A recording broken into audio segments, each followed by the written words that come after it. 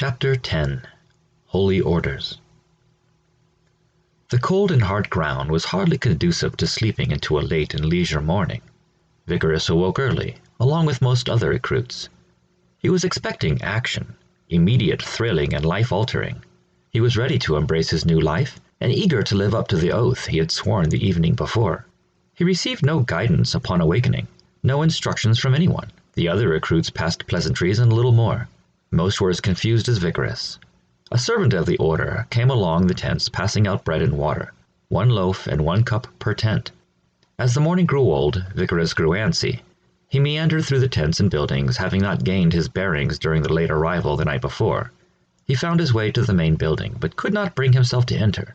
He could have presumed on his father's acquaintance with Hermann von Salza, or with his blossoming friendship with Father Stefan, but such was not Vigorous's nature, nor was it in line with his desire to find and suffer within his own pit. So he walked several laps around the building, expanding his radius with each turn until he had canvassed every part of the island, speaking to few, and stopping only briefly a few times throughout the long day to rest his legs and contemplate. If another meal was served before dinner, he did not know of it and did not partake.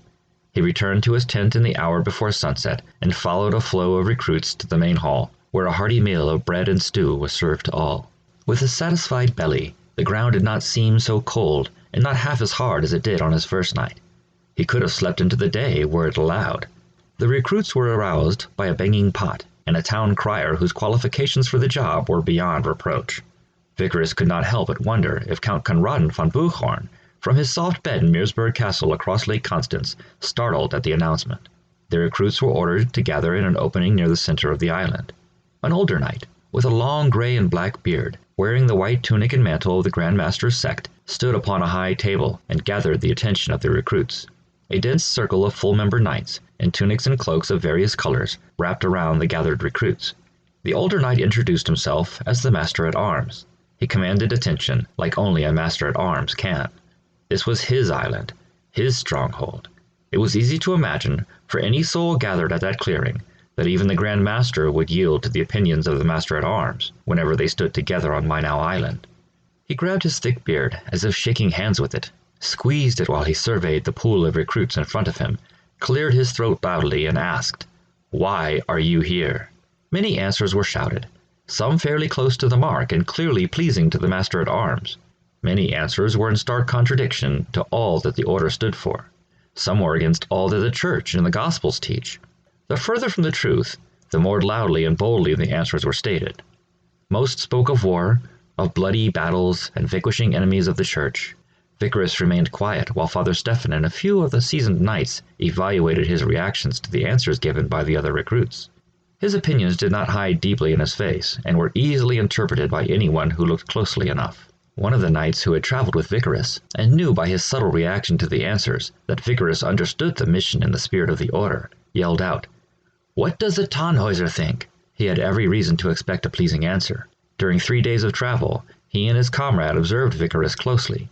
The devotion with which he led their prayerful chants, the deference with which he observed and learned from Father Stefan, and the humility with which he accepted humble lodgings and simple, paltry meals left little doubt that Vigorous's answer would please the Master-at-Arms. All eyes that knew him turned to Vigorous in anticipation of his answer. All other eyes followed quickly behind. With little pause to compose a proper answer, he spoke. "To leave behind my life and self, to take holy orders, adhere to my vows, and to give all that I am to God, the Church, and the Order." The knight who prompted Vigorous's response smiled with satisfaction. Father Stefan nodded his head twice, then turned his eyes to the ground. The Master-at-Arms was harder to decipher. He shook hands with his beard again, this time with 2 hands, stared hard at Vigorous, like there was nobody on the island but the 2 of them, and asked, "And after that, once you are a full member of the order?" Vigorous's tense shoulders relaxed, and he spoke in a soft voice. "To help, to defend, and to heal." With that, the circle of knights surrounding the recruits shouted in unison, "Helfen! Wehren! Heilen!"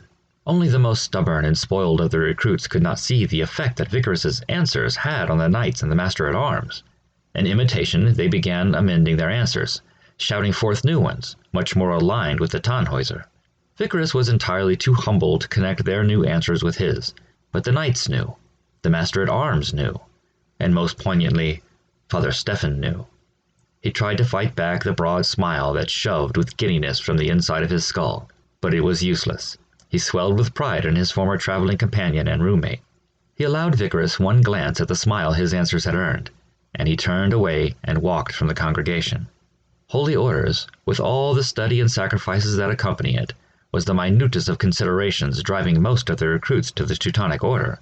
Steeped much more deeply in his mother's sensibility than his father's, Vickers thought of that, of prayer, vows, and sacrifice, well above any thoughts of swords and shields and battle. He joined to become a monk and serve the church, and often forgot completely that he was joining a military order. He still remembered his gallant childhood battles in the dining room of his father's home. He still dreamed of being a knight, but in his mind, the only road to that destination was through his monastic training. To his delight, and the frustration of most others, his monastic training came first. Scriptures were placed in their hands well before swords. They began that very day. As in any monastic order, the recruits lived humbly. They were forbidden to leave the compound or receive correspondence from their homes. Each day, they were isolated for 6 hours of silent prayer. For most, that was the deepest cut of all. So, naturally, it was Vickers' favorite part of his day. During his isolated prayer, he spoke little to God. He asked for nothing but guidance. Mostly, he listened. He began with a prayer of gratitude for all that he had as a child, for placing him on his path, and for everyone he met since leaving his home. Then he cleared his mind and waited for God to speak to him. In the morning, after gathering for breakfast, but before eating, everyone on the island joined in singing the anthem of the order. Christ ist erstanden. Christ ist erstanden von den Toten. Im Tode bezwang den Tod und schenkte den Schlafenden das Leben. Christ has risen from the dead. In death he conquered death, and gave life to those who slept. The anthem was belted with fervor, not exactly the platform from which a voice like Vickers' could make itself known, but in the evenings before dinner they sang the Lord's Prayer. Between dinner and retirement they sang the Vespers hymn. It was in these venues that Vickers' soulful devotion united with his angelic voice to provide the same service to all that he had provided for Father Stefan and the two knights as they knelt beside their cart. Again the sweet boy of the Baroness von Tannhäuser paved a gilded road directly to God's ear, on which the voices of others jubilantly traveled. Vickers quickly became favored among his peers and superiors alike. He did not notice. He was focused. His kindness and selflessness made him fine company for anyone. The other recruits were guided by his behavior, which made him an unwitting leader, but he did not seize the reins of leadership. His eye was inward and upward, not outward. He sought the effects of Conradin's pit. He fasted beyond the required hours and often flatulated himself with sticks, not in atonement for his sins, but to elevate his spirit above the physical world and receive from the lacerations what Andreas had received from hunger. The harder Vickers was on himself, the harder the others were in imitation. The Master-at-Arms had never been so impressed with a group of recruits to the order. Even the boys who had given the most atrocious answers to the question, "Why are you here?" redeemed themselves. And after just 3 months of witnessing the tightening of their brotherhood and the deepening of their faith, the Master-at-Arms accelerated their training. In late February 1215, the military trainers arrived on the island.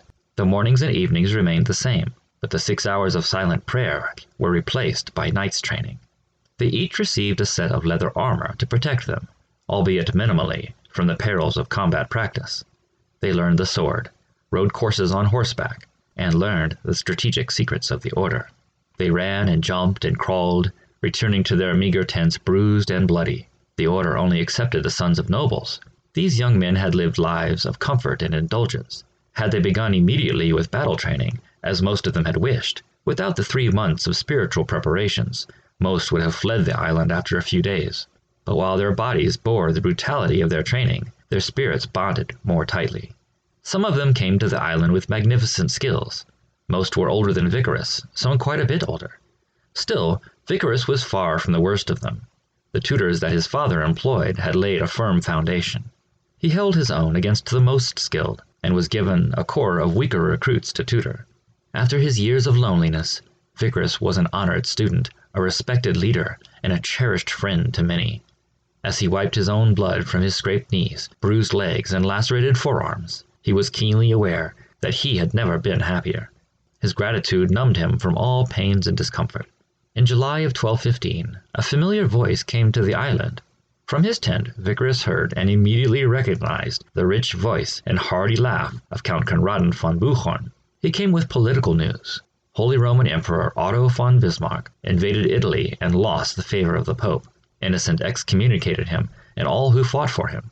This included Vicarus's brother. The Count came also with a letter from Vicarus's parents. In it, Baron Louis-Polt poured forth, in desperate but tender terms, that the honor and the fortunes of the family rested squarely on Vicarus's young shoulders. Vicarus's distinguished service in the Teutonic Order, the Pope's army, was all that could recover the name of Tannhäuser in the eyes of the Church. His training and studies had taken him far from such concerns, but included with his father's letter was a note from his mother. Matildas wrote nothing of family status, but only of her confidence that her son was on God's path, and her warnings of the devil's attempts to pull him off. It came with one token, a ring. Vicarus knew it well. It was on his mother's hand since his earliest memories. On countless quiet evenings in Castle Tannhäuser, it had run with Matildas's fingers through her son's hair until he slept. The news inflamed the stronghold. Pope Innocent backed Friedrich II as the new King of Germany and Holy Roman Emperor, and the Teutonic Order prepared to support the Pope's choice with the force of the order. On the 23rd of July, 1215, Friedrich II was crowned King of Germany in the city of Aachen. In attendance at the coronation was Duke Ludwig I of Bavaria, a man who would soon be placed on Vicarus's path and forever alter the course of his life. After the coronation of Friedrich, tension subsided, and life on Mainau Island settled into some semblance of normalcy. But for various reasons, many of those who trained with Vicarus left the island. Many returned home or died when sickness swept the compound. Some were pulled for reasons that Vicarus and the others could not speculate. As Vicarus's first year on Mainau Island approached its conclusion, less than 2/3 of the tents were full, but events would soon fill them. The Christian world received the news, Hermann von Salza first among them, that Pope Innocent III was convening the Fourth Lateran Council. A growing desire throughout Christendom for another crusade to the Holy Land, to secure Jerusalem for Christian pilgrims and regain the true cross, had swelled to envelop Rome. The council, held in the Lateran Palace of Rome, was to set the canons of Innocent's pontificate, but chief among the orders of business was the satisfaction of Europe's appetite for a fifth crusade. The true cross was a golden cross. Inside of it was embedded a plank of wood from the cross upon which Jesus was crucified. It is said that the bloodstains of Christ were still in the grains. The true cross was kept in the Church of the Holy Sepulchre in Old Jerusalem and marched ahead of Christian armies going into battle. In 1187, it was captured by the Egyptian Sultan Saladin at the Battle of Hattin. Except for the Holy Grail, which had not been accounted for since the earliest days of Christianity and had long slipped into legend, the true cross was the most sacred relic in the faith, particularly for bearing the blood of Christ. Demand for its return was ever fervent. The Fourth Lateran Council convened on November 11th, 1215, St. Martin's Day, and Vicarus's 18th birthday. The day already conjured a squall of lush and fresh memories of the magical evening in Meersburg Castle and the christening of a spiritual voyage that defined his every breath. Vicarus did not allow for a moment that the timing of the council was coincidental. This little sign was all that our hero needed to embrace a destiny he wholeheartedly believed to be ordained by God. After a night of prayerful listening, he determined he would rescue the true cross and return it to the Pope. The Fourth Lateran Council was like nothing in the history of the Church. In attendance were 71 patriarchs, the highest-ranking bishops in the Church, 412 bishops, and more than 900 abbots and abbesses. The proclamations of the Fourth Lateran Council carried greater weight than any decree to come out of Rome since Constantine. The proclamation of the council detailed many directives from the Pope, from heretical discipline to the Church's relationship with secular powers. But among it all, in accordance with expectations, Pope Innocent III called for his Fifth Crusade.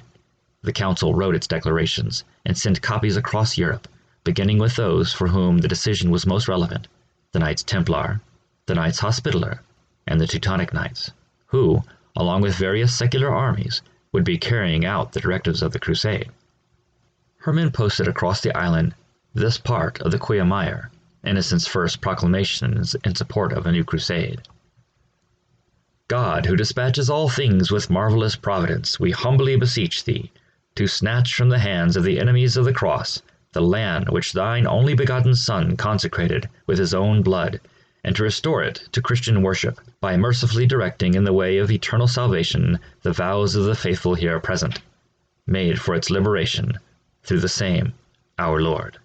In response to the expectations of Innocent III, Hermann von Salza doubled recruitment. He fell short of the numbers expected by Rome. Recruitment into the Teutonic Order was reserved for the sons of German nobles, a pool with limited depth. Priests throughout Europe were instructed by Rome to deliver sermons designed to rally the people to pick up the Crusaders' cross. Father Stefan was one of these priests. Upon receiving the directive, he spent one long sleepless night gathering his thoughts and writing sermons, and left the island in the hour before the following dawn. Despite the efforts of the clergy and those of the secular rulers who supported the crusade, recruitment still fell well short.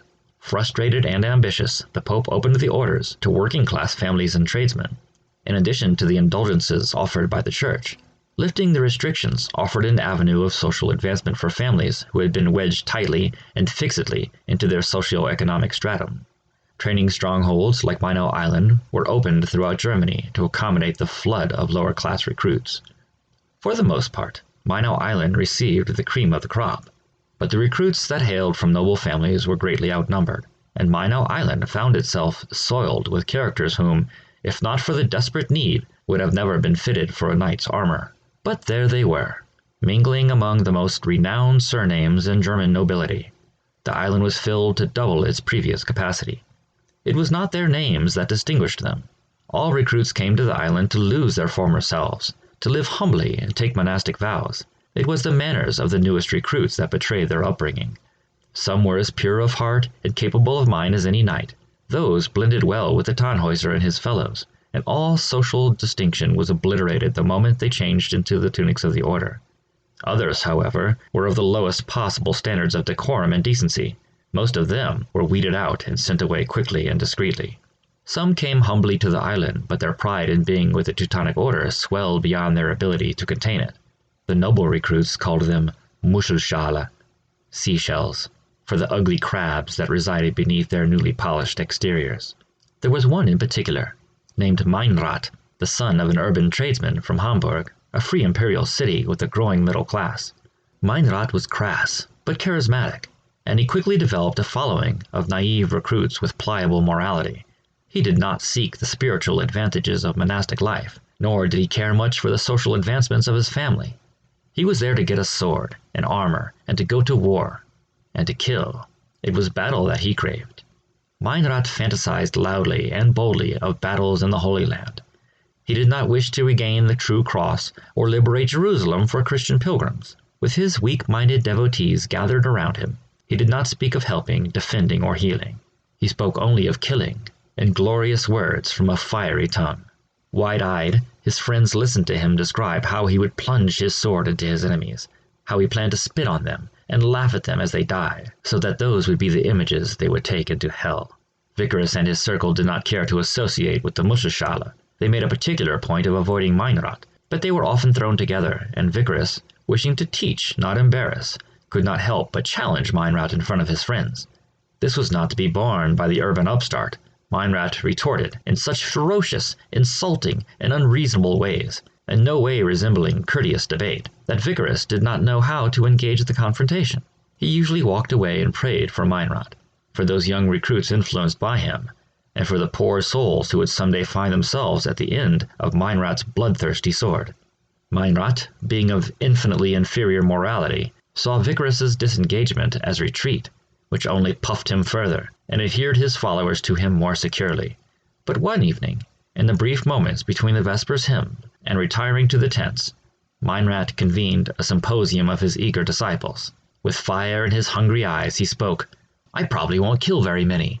I wouldn't enjoy that. I will kill them slowly. I want to push my sword into them bit by bit, so I can savor their pain. I want to see that they know that it was I who took their lives, and I want to watch that moment when life leaves them." Vicarus was nearby and overheard. These sorts of fantasies were not uncommonly sprayed from Meinrad's mouth, along with the saliva ejected in equal proportion. Vicarus was not extraordinarily disturbed by the spectacle, but he was sickened to the bone when the surrounding recruits applauded him. and when he scanned their ranks to see the same mindless, godless fury in their eyes that had been so recognizable in Meinrad, Vickers walked amid them and shouted for their attention. Standing less than a sword's length from Meinrad, and staring through him as if examining the interior of his skull, he declared, "The Pope has called us to crusade, not to kill our enemies, but to protect our Christian pilgrims, and to bring the true cross home. If we can accomplish those things without drawing our swords, then we truly have God on our side." Silence encircled them for a moment, until Meinrad sighed and followed it with rolling laughter, which in turn spawned the laughter of his friends. The son of a Hamburg tradesman walked directly to Vickers's face, but spoke loudly enough for all gathered around to hear. "Are you saying that you would waste your journey and return home without drawing a drop of enemy blood? It is you who misunderstand the crusade. The Pope has called us to slaughter the enemies of Christ. God wants them dead, and we have been ordered to execute them as viciously as possible." The faces surrounding them grew red with bloodlust. Vickers wanted to respond, to somehow pass his calm wisdom to Meinrad, who in turn could spread it to those he influenced, but he knew the futility of any such effort. He just stared at Meinrad while he prayed to God for the means to sway him, or eject him from his position of persuasion. He prayed so intensely that he did not feel the hand of Father Stefan resting on his shoulder, until that familiar grasp patted him a few times and stepped to stand beside him. Vickers did not see Father Stefan in many months, while the old priest was traveling the towns of Swabia and Bavaria, preaching the virtues of the crusade and drumming support and recruitment. He wanted to embrace his old friend, but Stefan's face was as uninviting as ever, as he locked his blazing eyes on Meinrad. With the fiercest version yet of his wrinkled old scowl, he silenced Meinrad's laugh, then broke the quiet air with the growl of his voice. "You have no idea what a fool you make of yourself each time you part your lips. I pray for your pain." A little frightened by Stefan's sudden appearance among the tents of the recruits, Meinrad listened, but not with the heart open to redemption, and he asked with half-hearted curiosity, "My pain, Father?" Father Stefan grabbed the side of Meinrad's head with his right hand and leaned toward him to say in the utmost gravity of tone, "I pray that you suffer enough to grow wise. If you live long enough to have spent some time in this world, perhaps you will view this moment with as much disgust as I do." The young recruit twisted his face into the most contorted grimace, and he shifted and twitched his posture. He seemed like he was trying to pull his face from Stefan's palm, but was unable to, as the battle raged within him. On one side was his youthful pride, with a half-circle of his friends waiting for a witty comeback to the old man's chastisement. On the other was the full weight of the priest's influence, countless experiences, horrific and sublime, swimming through the deep trenches of each forbidding wrinkle on his face. "Take our noble Tannhäuser as an example," the priest continued. "Seldom does he open his mouth. When he does, it is in praise to our Lord Jesus Christ, or in some endeavor to better himself. He is younger than you, but his spirit is infinitely your senior. The cross in his chest reflects what is inward. Yours hides it." Meinrad stumbled through some clumsy clusters of consonants and vowels, not forming a single coherent word, before gathering his wits, such as they were, and replying in a much higher, childlike, whining voice than anyone had heard from him to that point. "Well, it is a good thing you're not in charge. Go do whatever it is that you do here, priest. I take my orders from the master at arms." With that, the priest turned his hard features to Vickers. Had a realist painted his portrait at that very glance, a viewer of the painting would have seen the same unpleasant, repellent face that stared Vickers down on the day they met. But had his image been captured by an impressionist, with eyes that pierced into the spiritual, it would have borne a soft glow, and each wrinkle would have had a proud and approving smile of its own. Vickers blushed deeply at receipt of the glance. It said much more to him than any words the priest had spoken. Father Stefan again took Vickers by the shoulder. He led him from the circle to the same cold little tent Vickers had called home for more than a year. Stefan gave him a kiss, wished him good night, blessed him, and walked away. In the morning, Vickers emerged from his tent to find Father Stefan waiting for him. They walked hand in hand to the main building and ate breakfast together. Stefan smiled, and with that smile Vickers knew that Meinrad would no longer prejudice the young minds of Mainau Island. Vickers had long been able to decipher those thoughts and feelings that hid behind Father Stefan's wrinkles, far better than the priest's oldest and closest friends. He read that weathered old face like reading a manuscript in a language that nobody else around him knew. That morning, Stefan's wrinkles spoke of satisfaction, the sort a wise old priest might have if he just accomplished something that he knows will save lives. In the short hours between his encounter with Meinrad and the following sunrise, Stefan exercised his significant influence to expel the pompous knight from the order. Stefan's smile that morning clung to his face, and brightened with every glance across the table to his young friend. It was rooted deeply into his head by something infinitely more profound than self-congratulations for ridding the order of an arrogant and dangerous new knight. Vickers saw this clearly, but could not read specifics in his friend's deep wrinkles. He did not need to. Father Stefan spoke. "I have prayed for you, Tannhäuser, that God will lead your receptive heart down his path for you. Last night, he spoke back to me." Vickers froze in mid-chew, dropping what food remained in his hand. To say that he was captivated by Stefan's introduction would be to say that his own bones were captivated by the flesh around them. His attention had no ability and no desire to escape. He did not inhale in the swollen pause that followed, as if the only thing that could satiate his ravenous lungs was the next word from the priest's mouth. His spirit grew insanely desperate, like it was drowning in the silence. Although his body was comprehensively without motion, his soul thrashed for that breath of information so reluctant to leave Stefan's mouth. At last, the old man spoke. "You are to retrieve the blood of our Lord, and deliver it to his faithful. That is what God has told me." Vickers had been leaning as far forward as the table between them allowed, but at those cryptic words he drew back against his chair. His mind sprinted in one direction, only to stop in place and dart in another. It flew without his control, in search of an understanding of this providential directive. "That is all," Father Stefan added in sympathy for Vickers' disoriented turmoil. "But I have pondered its meaning, and I believe you are destined to retrieve the true cross from the Holy Land. It is stained with the blood that spilled from our Lord on the day of his crucifixion." Every mystery, every unanswered question, and every conundrum that had ever haunted Vickers' brain since his supple mind gained self-awareness, and that instant gained lucid clarity. It was a moment of sublime certainty. He felt like Saul, knocked from his identity by the light of Christ. Vickers lost all connection to the physical world around him, and he swam in the infinite. Father Stefan reached his hand across the table and grabbed Vickers by the wrist, reconnecting him to his surroundings. Vickers pulled away enough to take the priest's hand and returned his squeeze. They held hands in this manner, silently through the conclusion of their meal. After breakfast with Father Stefan, Vickers walked the compound as he usually did, but this time his mind was on the true cross. Vickers had many opinions, on a broad array of topics. His views were rooted well, but not firmly cemented in place. The revelation of Stefan's vision, aligning with Vickers' own prayerful musings, locked a firm destiny in his mind. Everything about the island and his life there felt perfectly right during that walk. Vickers also walked with an open eye for signs of Meinrad. There were none to be seen. He was gone from Mainau Island, presumably on his way back to Hamburg. Vickers did not know and did not care. He was grateful for the wisdom and influence of his oldest friend. Meinrad had been expelled in the middle of the night, before his foul lips could spray another ungodly falsehood or seductively violent fantasy. His leaderless disciples floated aimlessly through their next few days, waiting to be taken in by the next charismatic character to seize their loyalty. It would not be Vickers. They sought a bold leader, loud, fast, and obvious. Vickers' inward spirituality and subtle goodness only grabbed those with similar inclinations. Such is the way of things. Goodness is quieter than evil. Its calmness saturates over time, only after soaking it in. It does not grasp at its prey with quick, sharp, powerful arms. Many who had befriended Meinrad soaked in the slow influence of Vickers and his friends long enough to become one of them. Many did not. The crusade could not afford to be selective. Those young knights who had been irreversibly tainted by Meinrad would see full membership in the order, right alongside Vickers, and their contribution to the coming events would be as impactful.